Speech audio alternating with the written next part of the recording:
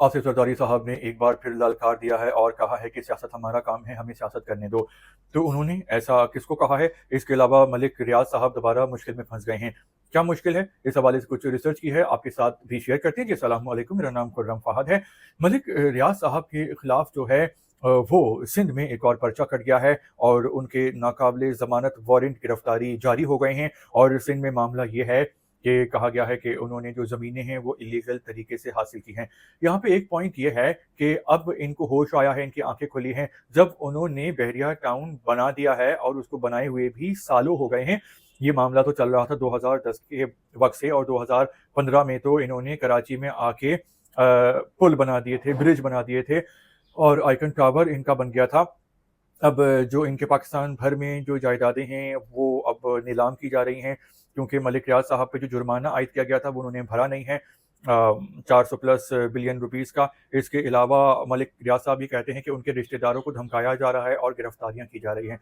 अभी जो सिंध में इन्होंने जो भी प्रोजेक्ट किए हैं, तो इनके तो पार्टनर रहे हैं आसिफ अली जरदारी साहब, और यहीं पे उनके खिलाफ पर्चा कट गया। वो तो दुबई में है और अब अपना दुबई में प्रॉपर्टी का काम कर रहे हैं, लेकिन सितारे उनके गर्दिश में हैं और इस्टेब्लिशमेंट जो है वो मलिक रियाज साहब से खुश नहीं है और अब उनकी जायदादों की नीलामी शुरू हो गई है। और जो इस हवाले से दूसरा पॉइंट है वो आसिफ अली जरदारी के बारे में है, जिन्होंने गरज और बरस के कहा है कि सियासत हमारा काम है, हमें सियासत करने दो, क्योंकि 14 साल जेल हम जाते हैं, आप नहीं जाते। तो लोग ये समझ रहे हैं कि शायद इन्होंने इस्टेब्लिशमेंट को कहा है, हालांकि जरदारी साहब ने इस्टेब्लिशमेंट को नहीं कहा। इस्टेब्लिशमेंट के बारे में तो ये एक पेज पे हैं।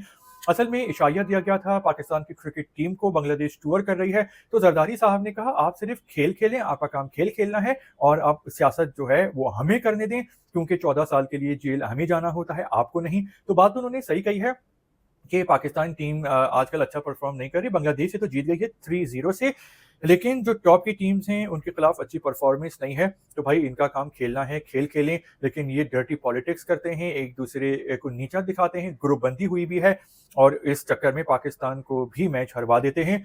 तो ये बहुत ही अफसोस की बात है, क्योंकि पाकिस्तान की टीम की ग्रूमिंग नहीं हुई होती, जाहिल होते हैं, पढ़े लिखे नहीं होते, तो आकर जो है वो इनसिक्योरिटी का शिकार हो जाते हैं और पाकिस्तान का ही नुकसान कर देते हैं एक दूसरे की टांगे खींचने के चक्कर में। और ऐसा हमने देखा गया है कि बाबर आजम के ज़माने में पाकिस्तान की टीम की परफॉर्मेंस बहुत ही ख़राब हो गई थी। उनकी ज़ाती परफॉर्मेंस बहुत अच्छी थी, लेकिन वो भी इंडिविजुअल रिकॉर्ड्स, लेकिन स्ट्राइक रेट बहुत नीचे था। और आजकल की जो क्रिकेट है वो बहुत ही फास्ट और स्मार्ट हो गई है। तो जरदारी साहब ने बिल्कुल ठीक कहा है कि इनको क्रिकेट खेलना चाहिए, खेल पे ध्यान देना चाहिए, और जो भी इनमें सियासत करता है तो उसको फ़ौरन टीम से बाहर निकाल देना चाहिए। सज़ा होगी तो फिर जो दूसरे लोग हैं वो सियासत से बचेंगे। तो जरदारी साहब ने खिलाड़ियों को कहा है जिनको आप और हम सोच रहे थे, उनको नहीं कहा। तो इस हवाले से आप अपनी राय भी दे सकते हैं, कमेंट्स करें। और फिलहाल इतना ही। तो जैसे ही कोई इस हवाले से कोई नई ताज़ी मज़ेदार खबर आती है तो फिर उस पे बात करेंगे इंशाल्लाह।